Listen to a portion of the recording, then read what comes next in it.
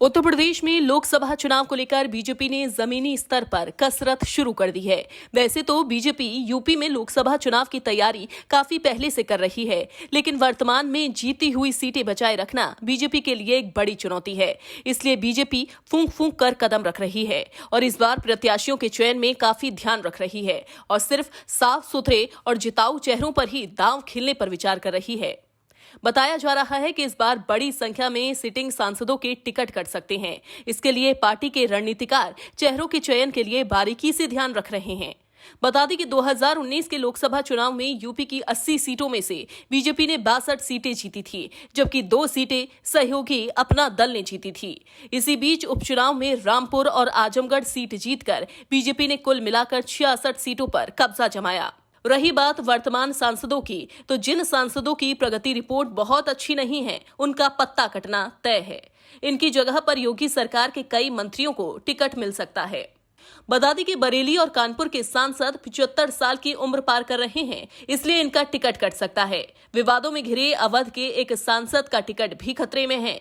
पूर्वांचल के एक सांसद का फीडबैक भी ठीक नहीं है। उनके खिलाफ कई लिखित शिकायतें भी आ चुकी हैं।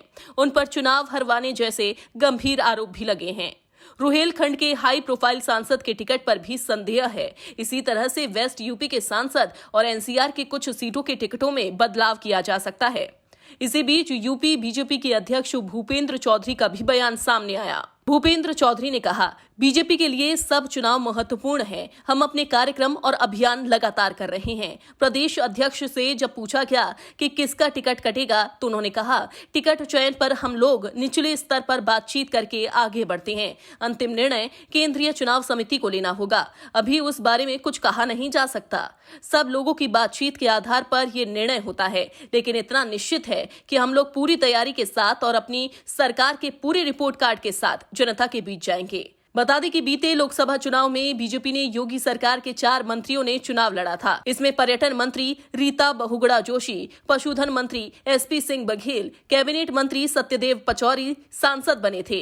वहीं सहकारिता मंत्री मुकुट बिहारी वर्मा अंबेडकर नगर से चुनाव हार गए थे।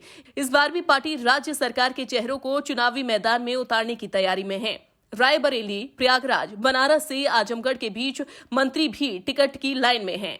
रुहेलखंड में भी 3 मंत्रियों को उम्मीदवार बनाने पर पार्टी विचार कर रही है। वहीं कांग्रेस से आए एक कैबिनेट मंत्री अपनी परंपरागत सीट पर टिकट के लिए दौड़ लगा रहे हैं। एनसीआर की एक अहम सीट पर भी पार्टी सरकार के एक जाट चेहरे पर दाव लगाने पर विचार कर रही है।